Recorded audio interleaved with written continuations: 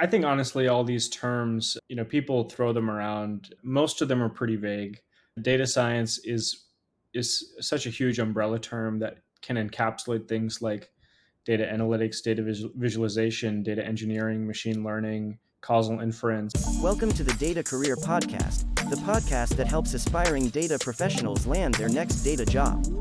Here's your host, Avery Smith. Hello, podcast friends. In this episode, you're going to be learning more about this topic, which is winning with data science, a handbook for business leaders. And to our audio-only audience, I'm holding up a book. This book, we interviewed the author. His name is Akshay Swaminathan. He's a data scientist who works on strengthening health systems. He has more than 40 peer-reviewed publications, which is a ton, and his work has been featured in the New York Times and Stat. Previously at Flatiron Health, he currently leads the data science team at Cerebral, which we talked about in the podcast, and is a Knight Hennessy Scholar at Stanford University School of Medicine. So we interview Akshay. Really interesting book, really interesting interview. This book and the interview is going to be what it says, basically data science, a handbook for business leaders. But I would say that it's a little bit more than just business leaders, because I found the book extremely useful, and I wouldn't really consider myself a business leader necessarily, but if you're just getting started in data science, I think this will also be useful, because what they do in the book and what Akshay does in the interview is really break down to what actually is data science, what can it actually do, how do we use it in the field, what are the terms that we should know and stuff like that. So they sent me a copy of this book. I really found it easy to read. It has lots of real definitions, real use cases, focused on business outcomes, which I really liked. And it has like a fun dialogue. I've never seen really a technical book do where it has like two fictional characters that like are talking back and forth, which I thought was kind of fun. I'm actually going to give this book to my neighbor, or at least refer it. Neighbor, I don't know if you're going to get it or if you're going to just get the referral, because he's like a middle manager at a software company. And he recently came over to my house and was like, teach me everything about data science. And we sat down for an hour and he's like, okay, we need to do another one of these. Just instead of that, you can just read this book. It's quite good. Yeah, so I think you'd like it if you're in business or if you're just getting into the data science world. I think there's some good definitions. So I think you guys should be pretty excited about this episode. Before we get into it, I have to tell you guys about some fun things that are up and coming. So one of the things I want to tell you guys about is I've been working on a really cool presentation about how to land any sort of job, not necessarily a data job, but just landing jobs, the job hunt, the job search in general. I'm pretty excited about that. And we're going to go ahead and give you guys some free tips in the meantime. So if you check the link in the description down below, we have some free email tips that we're going to be sending you. So definitely want to check those out. I'm pretty excited about that. The other thing I want to tell you about is Avery GPT. If you're listening to this, it just came out. It is basically a version of me as ChatGPT. And what we did is we took all the information from the podcasts and from my LinkedIn posts and from my social media and stuff like that and created a chatbot. And you can basically talk to me. So I do one-on-one coaching, but it's hard because I charge, typically when I'm doing like consulting work, I charge close to $300 an hour. And I obviously don't want to charge that to you guys. So I do a discounted rate for all my one-on-one calls, but it's just hard to reach all of you guys. So this is like a fun way you could potentially get coaching from me without having to pay for it. It is going to be free. So you want to check that out. The link for that will be in the description down below. 100% free to use. Just check it out and tell us what you think. All right, enough stuff. Let's go ahead and get into this episode.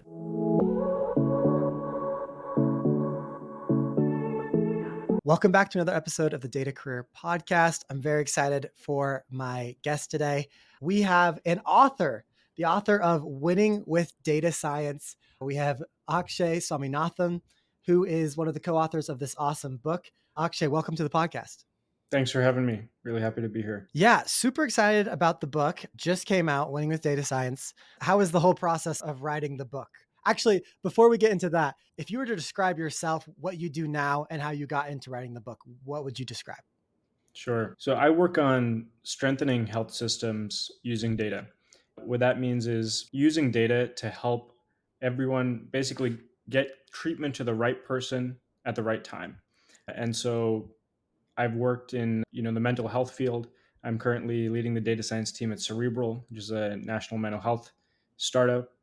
And my role there involves using data science to improve the lives of clinicians and patients. So that's what I'm about. And the book really came out of my experiences and my co-authors' experiences working on these cross-functional teams where you have data scientists working with business people, clinicians, non-technical people to accomplish a common goal to solve business problems. And what we found is that for some of these projects, we'd collaborate with business stakeholders who were really data savvy, and that just elevated the entire collaboration. They knew the right questions to ask, they knew which assumptions to question, and that made us perform better as data scientists, and ultimately resulted in a better project, better deliverable. And so we wanted to write this book. There's so many resources out there for people who want to be data scientists, but not as many resources out there for people who work with data scientists. And now, as AI and data are becoming more and more integral to every business model, we need more resources to coach people who collaborate with the technical teams on how to be effective collaborators and stakeholders. So that was the motivation for writing the book. That's awesome. I really like the idea behind that, where data science has become so sexy and so big in the world. And a lot of people want to become data scientists ultimately, but not everyone can be a data scientist. If we were all data scientists, the world would probably stop spinning and we would just like be geeking out on statistics and machine learning and stuff like that. We need business people, we need product people, we need, managerial people who aren't going to be actually, doing any sort of data science by hand necessarily, but they need to be familiar with the concepts and the ideas and the vocabulary behind this new field. That's kind of the idea behind the book, like you said. And I've gotten to read a good chunk of the book. I think you guys do a really good job of making data science sound easy. You do a good job of like putting in definitions and putting in scenarios when those words would be used. And the whole book kind of follows a fun dialogue between two fictional characters and their roles and how they interface with the data science world. It was a really well done book. So congratulations once again. I want to talk a little bit more about why data science. Why do you think that data science matters right now? Does it actually matter deep down? Like, why is it so sexy? Yeah, it's a good question. And I'll give you a couple examples. So, one reason data science matters is it checks your intuition, right? So, if I'm a business leader, let's say I'm running you know, a restaurant, right?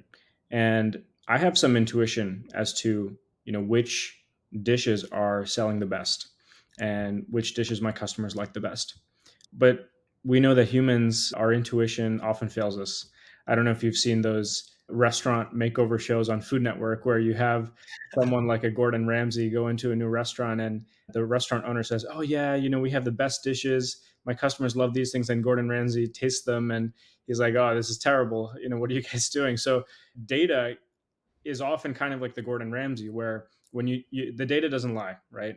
Well, sometimes it can. We'll get to that later, but when you look at the cold hard facts about, okay, what are my sales for each of these dishes, and how many people are actually buying these dishes, you can't get any clearer than that, right? And so data can often serve as a check on your intuitions. And so at a larger scale, maybe you're running a business that has a huge operations unit, and when you look at the data as to the expenses that each of your business units is generating, maybe you'll find that there's this one operational unit that's the costs are just through the roof. And when you dig into it, you figure out that, hey, it turns out that we have this team that's we're paying, but they're not really doing much. And so what I mean to say is data can often uncover things that we don't realize, and it can check our intuition. And so that's one clear use case for data.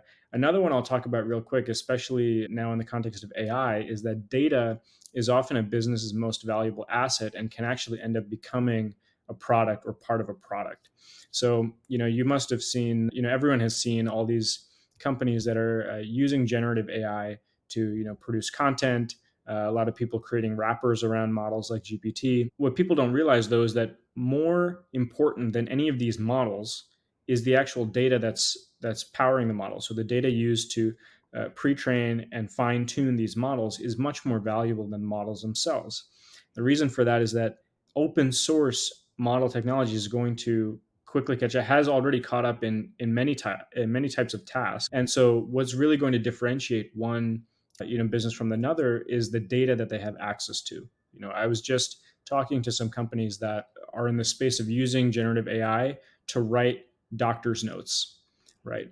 And so this is a really important use case because doctors spend a lot of time writing notes. And so if you can use AI to do that, it'll basically speed up the process a lot. And so what these companies are saying is that, before they were relying on GPT, but soon they're not going to be anymore because they're collecting so much of their own data, right? Their own data from doctor patient interactions, from doctors' notes, and they're going to use that, like their own proprietary data, to fine tune their models, and that is going to be much more effective than relying on any company's API. So that's just one example of how, as a business, if you can build up your own proprietary database, you can use that database as its own product or to power your own products, which can be, significant sources of revenue. So those are just two cases for why data science. I love it. I love it. And I think with those two things, with the ability to like actually almost see truth through numbers of like, oh yeah, actually, and that person, that restaurant owner might be like, oh yeah, everyone loves the beef stew or whatever, right? But it turns out if you look at the numbers, more people are getting the vegan curry at the end of the day. Like we as humans are pretty flawed in our ability to capture what's actually happening around us over a long period of time. We're pretty good at knowing what's happening in front of us right now. But if you do that every hour for every day for 6 months, we actually kind of lose track of what actually happened and we're not very good at describing it. So if you can use that data, or if you can use data to see reality through that lens, that could lead to a lot of money. Obviously, the generative AI can lead to a lot of money. So there's a lot of money to be made with data science. But then also, like more importantly, maybe like you said, is if doctors are spending less time taking notes, that means they're spending more time, seeing patients, helping people get healthier. So there's also more than just money to be made. I do want to ask, like, why, if I'm like, let's say a product manager, or maybe I'm in marketing, or let's just say I'm actually not a data scientist, why should I learn anything about data science? Why can't I just leave it to the data scientist? So the reason that, say non-technical people need to have some foundation in data science is that sooner or later we're all going to be working with data scientists and people on the data team. So let's say you're a marketing manager, right? You're responsible for your company's marketing strategy. A big part of marketing is running ad campaigns, running these marketing campaigns and measuring the success of those marketing campaigns. And then also doing the analysis of, okay, which campaigns are performing better or worse. And based on that, how do we pivot our marketing strategy? All that involves data. If you're a marketing manager who doesn't understand how to track the right metrics when it comes to the success of your campaigns, and then how to use data to inform when you pivot, how to do attribution modeling to basically say, okay, this client came in thanks to the campaigns A, B, and C.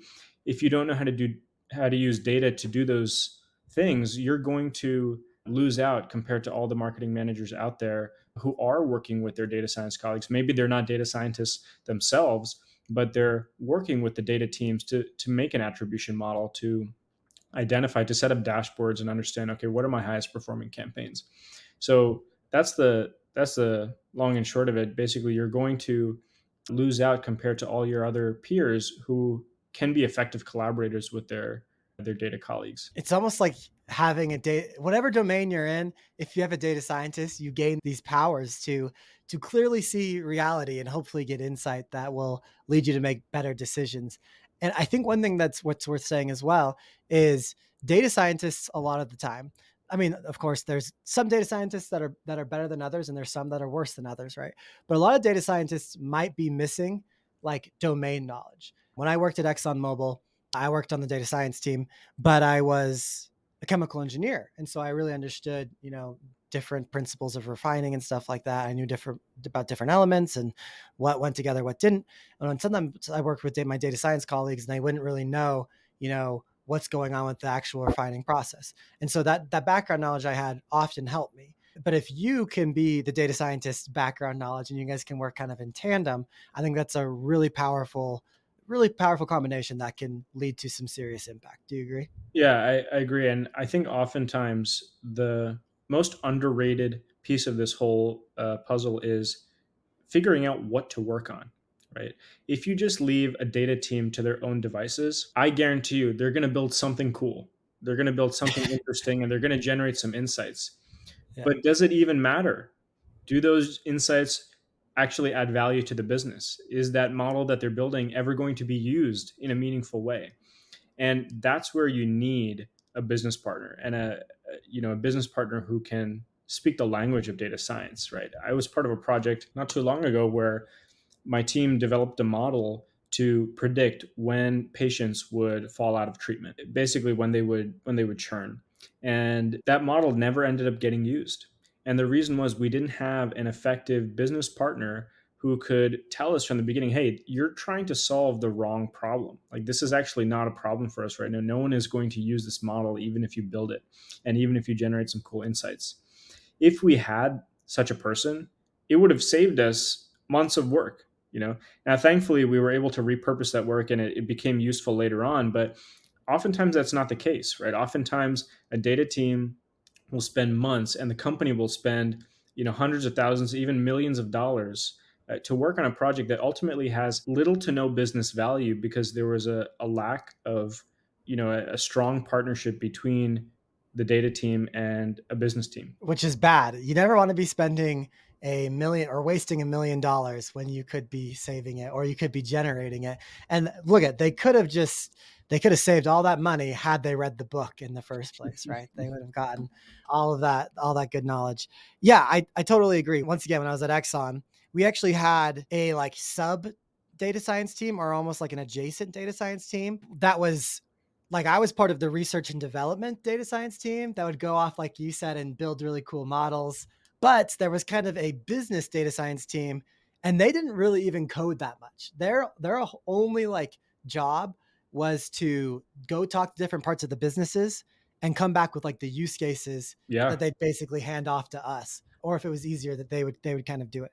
But yeah, almost like this layer in between the business and the data science team. This whole team existed for communication purposes and kind of figuring Right. out what's the right project we should be working on and what's the ROI, Yeah, basically. I mean, this advice goes, if you're a data scientist too, this advice applies to you too, right? The best way to level up your data science performance is to gain more domain knowledge and gain a better understanding of the business, right? If you want to make yourself look good or make your boss look good, the best thing you can do is say, hey, I actually don't think we should be working on this. We really need to be working on this instead because this is where the biggest business pain point is. That can, if you can suggest a pivot like that, that saves your team from working on a project on a road to nowhere and instead generates, build something that actually generates business value, everyone's going to love you. The business people are going to love you. The data people are going to love you. It's a win-win. I think that's one of the hardest things about being a data scientist is you've been trained,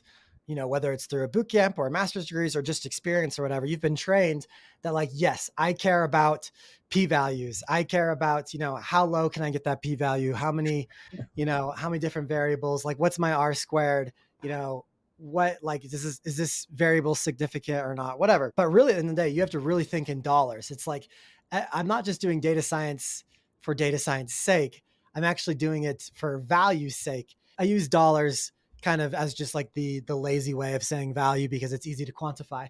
But that value could be quantified in CO2 emissions, tons of CO2 emissions saved, or lives saved, or stuff like that. But the whole point is, it's like you're not actually doing data science to build a pretty graph or to build a machine Mhm. learning model. You're doing it to make dollar bills or save people. Exactly. And sometimes us, data people, we have to be a little bit humble and realize that all the time that we've put into learning these sophisticated techniques might not be the right tool for the problem, right? Like a common issue, right, is you have a hammer and you go looking for nails, right? We learned this cool modeling technique and we're searching for a problem to apply it to.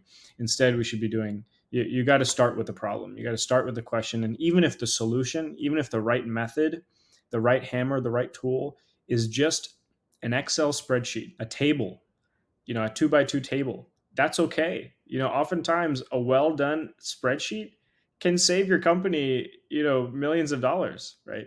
So it's easy to get hung up with the tools, but we should be focusing on the problems. It's easy to get hung up trying to look sexy and try to use the latest sexy model. That's actually one of the quotes I really liked from your book. I just wanted to read it. Quote from the book: "A dirty little secret about data science is that the most advanced cutting edge modeling methods are often not necessary to gain most of the value from data." So yeah, sometimes it is just, just Excel, or sometimes it's linear algebra, whatever it is. It focus less on how it sounds and how it looks, and instead focus on how much value it brings. I do want to ask you a question, and I didn't prepare you for this. We can take it out if we want to. But what is your definition of data science versus data analytics? Are those terms synonymous? Are they closely related? What is your thoughts about I think honestly, all these terms, people throw them around. Most of them are pretty vague. Data science is such a huge umbrella term that can encapsulate things like data analytics, data visualization, data engineering, machine learning, causal inference. So, I think it's not as useful to talk about, how do you define these terms, what fits in this, what doesn't. Let's talk about the actual skills and deliverables, right? So when I think data analytics, that's a little bit more of a precise term. So there I'm thinking, okay, what are the tools? Tools are SQL, right? You're interacting with databases. You're pulling data from these databases based on queries that you're getting from your business counterparts, right? How many, customers did we have in the last month that have blue hair and bought this product between 5 a.m. and 8 a.m. Whatever convoluted queries that they're asking you to pull, you got to be able to manipulate SQL to effectively pull that data. Maybe you're creating dashboards to visualize that data. Maybe you've set up a data ecosystem where you have a database followed by a transformation layer, and then that data is coming out of that into a business intelligence tool like a Tableau or Power BI or a Looker. So that's what I think when I think data analytics.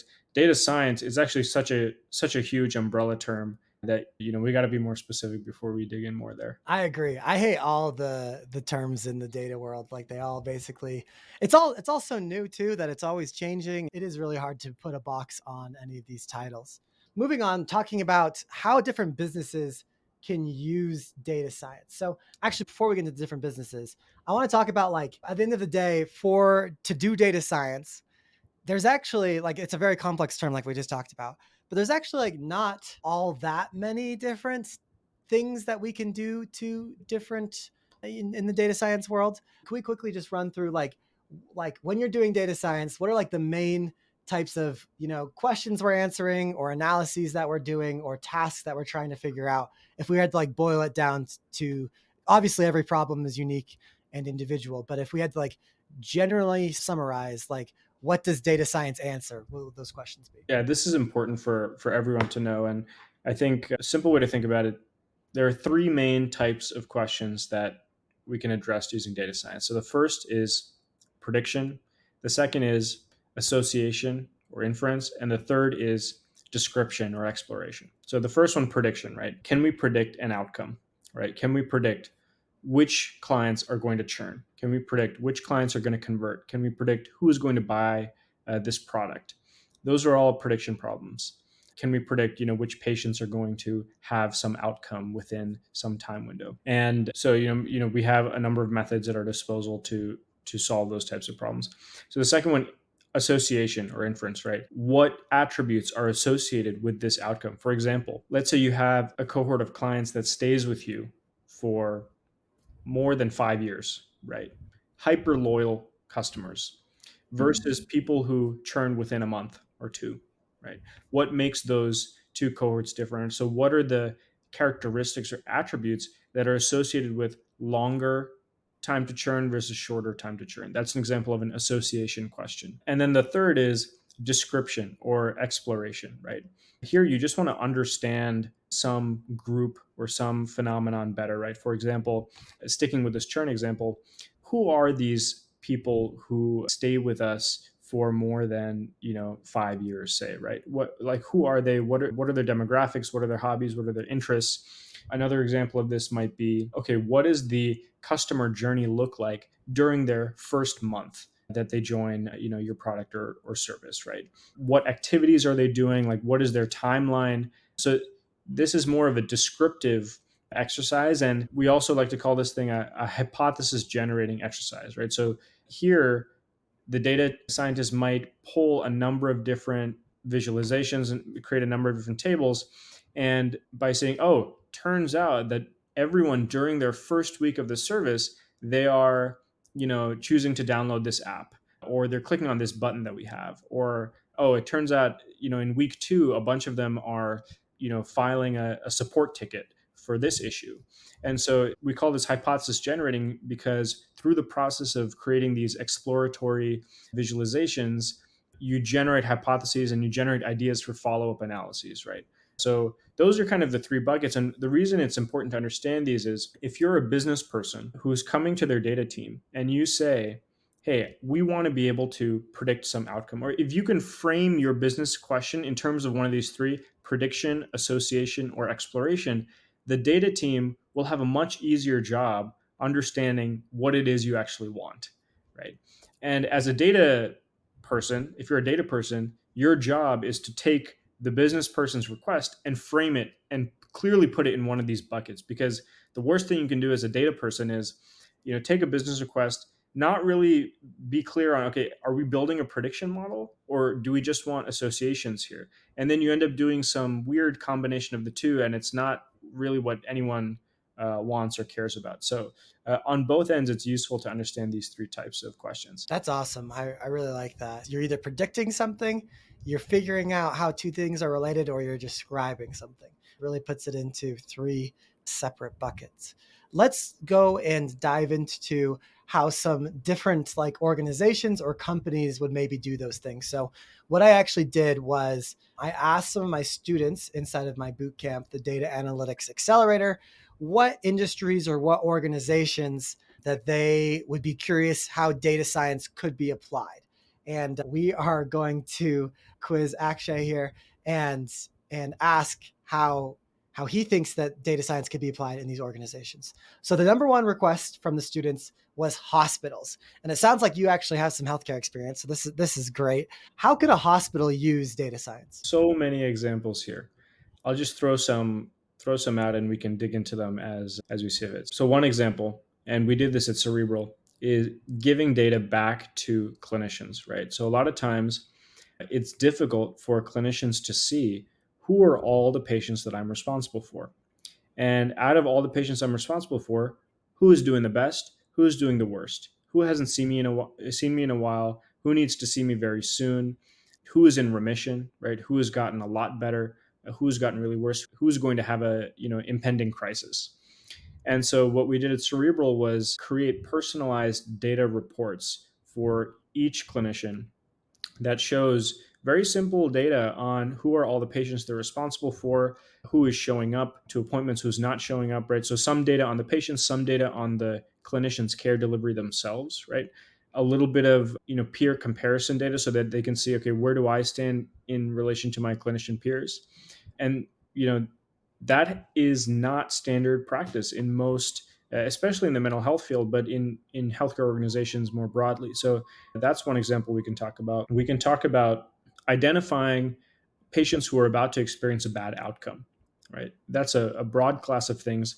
A very common one here is prediction models for sepsis, right? That's one condition that's been studied a lot. Can you build models to predict when patients are going to, have sepsis? And so we can talk about that. But I think what I want to emphasize in this healthcare space, especially, there is a huge chasm between the technology solutions, the models, the data science solutions that get built and the ones that get deployed. By deployed, I mean the ones that are actually ending up in the hands of clinicians, administrators, patients that actually get used. And what I mean when I say there's a huge chasm is every day there are dozens of papers coming out about people who are building models to predict something or building data science solutions to do something, but such a tiny fraction of those actually end up getting implemented in care workflows and generating business value. So if you're in academia, you can build a model, write a paper about it, and the job is done. But if you're running a hospital system, if you're running a healthcare organization, you don't care about writing papers. You care about generating value. You care about improving patient outcomes. You care about decreasing provider burnout. And so, how do we bridge that chasm, right? And I think the key insight, if you're working in a hospital system or if you're in the healthcare field, you have to recognize that building and developing these models and these tech solutions requires a different skill set than actually deploying them. To build the models, you need data scientists. To deploy the models, you need implementation scientists. You need translational data science people who can work with the data people and the clinicians, because a lot of times the data people are going to build stuff that the clinicians don't want to use, right? Or don't know how to use or don't know how to interpret. And so this happens all the time where people will build models, they'll talk to clinicians, the clinicians will be like, we don't need this. So it goes back to the what we were talking about at the beginning. You need to start with the problem. You need to start with the people who are going to use the solution you're talking about. So, an example of this that I worked on at Cerebral, where we built a model to identify patients who were having a suicidal crisis. And the way we did this was by scanning through the chat messages that patients would send us. So, patients can chat in and say whatever they want. They can say, hey, I need help scheduling my next appointment. I didn't get my meds on time. Or they can chat in and say, I'm feeling really depressed today. I'm feeling like I want to hurt myself, or something worse. And in those cases, you want to detect those as fast as possible and intervene as fast as possible. So we developed a solution in collaboration with our crisis response team so we built a model. It's an NLP model that can recognize when a chat message indicates suicidality or homicidality or some other adverse outcome. And then it sends that flagged message to the crisis response team in Slack. So if you guys, I don't know how many of your audience will know Slack. It's a DM. It's a basically instant messaging tool that companies can use. And so our whole company was running on Slack. So you had everyone on Slack, and everyone who's on Slack is always checking Slack, right? So it's a very convenient way to manage information. So we knew from our initial conversation, right, from day one, we were talking with the crisis team leaders to build a solution that met them where they are, right? We didn't want to build something and then say, hey, come and use this thing that we built. We wanted to build something that was tailor made to what they were already doing, right? So we designed using, the APIs that Slack provides, we're able to get the model to send its predictions into Slack. So the crisis specialists, all they have to do is monitor this one Slack channel that's getting these messages straight from, our model. And that made it very easy for them to triage these messages, these crisis messages. And as a result, we were able to bring down response times to these messages from 10 hours to under 10 minutes. And I think this is a great example. This could have been a model that we built, highly performant, amazing AUC, amazing precision recall, but no one ends up using that. Could have happened.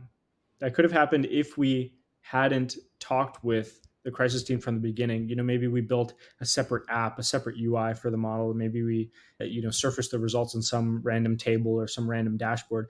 But instead, because we had a great, business stakeholder, great domain expert who could tell us, hey, if you really want this to get used by people, this is how we're doing it. We're doing everything in Slack. And so that gave us the idea, okay, if we can get it in there, then it's actually going to have some impact. So that would be my number one message to people working in health systems is, building the models. I'm sure all of you have the data science expertise to build good models.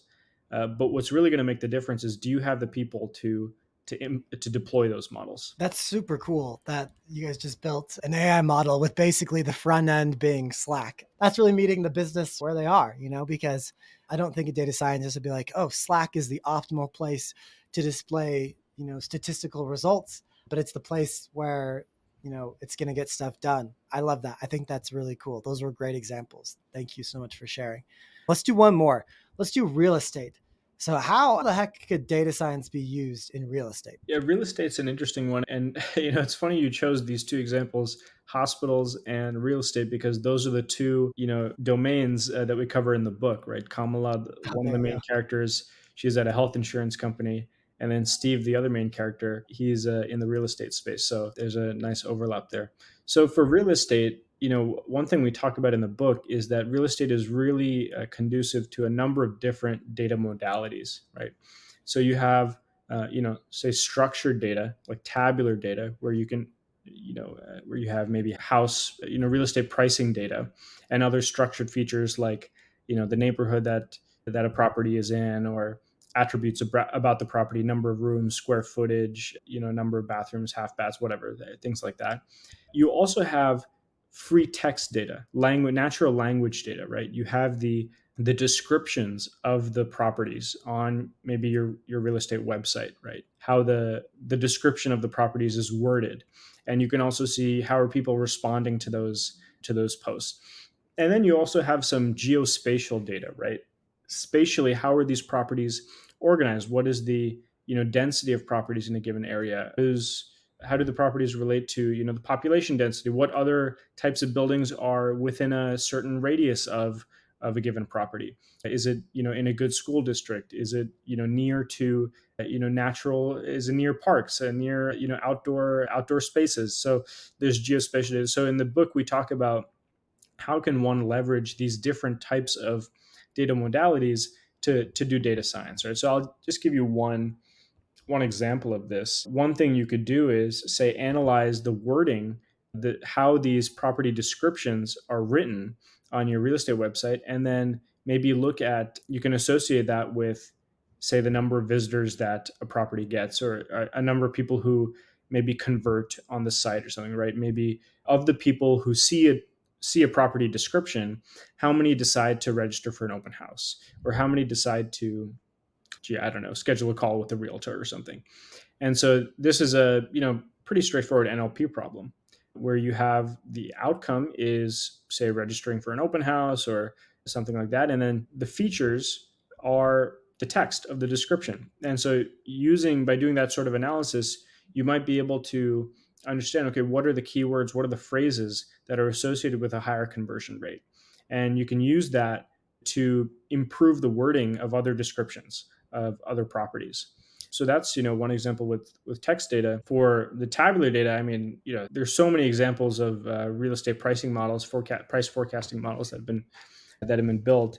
I don't know if you know Kaggle, the famous data science contest website, but one of their seminal prediction challenges was, can you predict housing prices on Zillow using some structured data set? So if anyone is interested in trying to build a model to predict house prices, I would suggest check out Kaggle and check out what all the winning submissions did and how they engineered their features. So I think with the tabular data, there's a lot of interesting stuff that can be done with feature engineering, right? So this is all about, so let's say you're given data like, okay, it's this many square feet, has this many bathrooms, has the backyard is this big.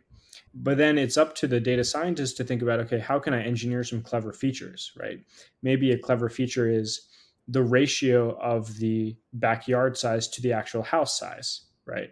Another feature you could engineer is, I don't know, maybe like the number of bathrooms per square foot or something. Maybe that's meaningful. So I think there's a lot of creativity that data scientists can do in that domain as well. Perfect. That was a great example. I love those. Is there a domain where you think that data science couldn't help? I think definitely. As a data scientist, I believe that, going back to the hammer problem, right? We have a tendency to believe that our tools are, we have these tools that we think are great, and we go looking for problems. There are definitely some problems where data science is not going to have the answer. For example, data science can often tell you the who, the what, the where, the how, but it can't always tell you the why, right? So oftentimes the most effective combination for answering a question is a quantitative approach plus a qualitative approach, right? And you see this all the time with user interviews, right? So you can track the quantitative data from your NPS survey, from customer satisfaction surveys, but oftentimes the most valuable information you're going to get is when you actually sit in front of a human being and just have a conversation. So I think it's important for people to realize that you need both, right? I mean, now with generative AI, you can actually apply AI to help you analyze the qualitative results as well, right? You can record transcripts of your interviews and have AI help you analyze those transcripts, but that's kind of a separate note. But if you're a business leader trying to make business decisions, I think you want to have a holistic approach where you consider quantitative and qualitative I aspects. think kind of what, every single page of the book talks about. It's like you need the data scientist, but you also need the business leader. You need the domain expert plus, the data expert. And the combination of the two is what ends up leading to high value. Yeah, it's a good question. It's hard to know if there is fields out there where there's definitely fields where data science is easier to apply. If I think about dance, for example, I don't know very much about dance at all. But if I just think about dance, I mean, there's definitely ways like you could like analyze dancers' routines geospatially and stuff like that.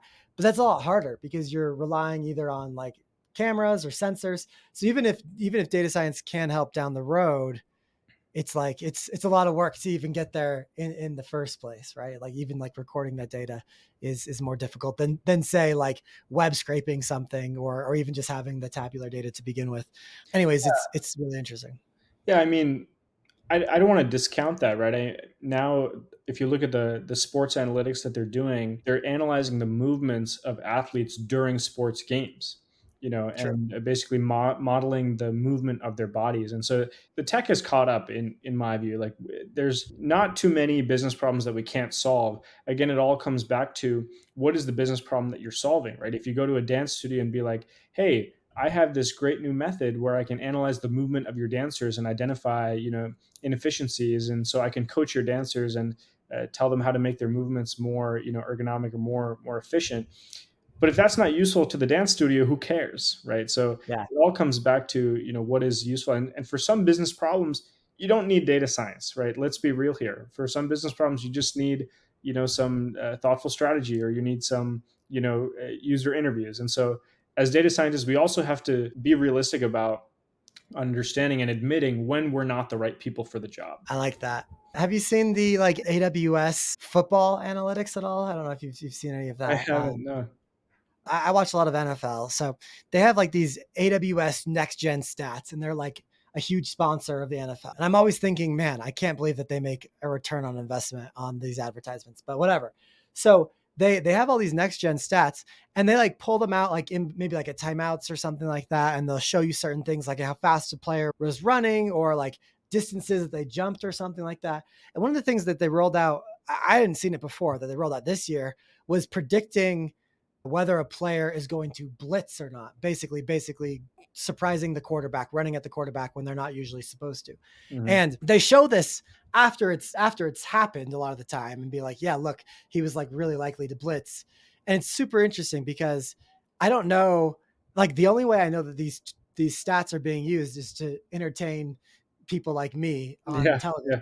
But if you could like somehow take that model and give it to coaches before the play is run, like that would provide a lot of value at that point. Yeah, It's just that's an interesting example, and I'm curious, are they attracting more viewers because they're showing these next gen stats, right? And so that's an interesting question that they should think about as a business, right? How much value are they? Is the value solely coming from attracting viewers? If so, I'm sure they're A/B testing that. And if not, if like you said, are they showing it to coaches, and can they show that, hey, coaches who have access to next gen stats are getting better outcomes than coaches who don't have next gen stats? If they can show that, then they've struck a gold mine. yeah. Then I feel like you almost get into like cheating basically. Cause at that point it's like, wow, your data science team becomes even more impactful at an NFL. Cause it's like not only are the players competing against each other, but the data scientists are competing against each other. Like who has the best like blitz detection model? I think that would be fascinating. I might change my career and go to the NFL as a data scientist if that rolls out. Okay, awesome. I loved hearing all of your insight, all of your ideas, all of your stories. Thank you so much for sharing them with us. If people want to go, they enjoyed listening to your thoughts. If people want to go and discover a little bit more, where should they go? Should they check out the book? Where can they go to find that? Let us know. Yeah, if you want to learn more, check out winningwithdatascience.com. You can learn more about the book, learn more about the work that my co-author and I do, and I hope I wish you success in your data science journey, whether you're a business person or a data science person. For sure. So, guys, go check it out. Winning with Data Science. I've read a good chunk of it. It's great, especially if you see the importance of merging domain and business with data. So, Akshay, thank you so much for coming on the podcast, and we'll talk to you soon. Thanks for having me.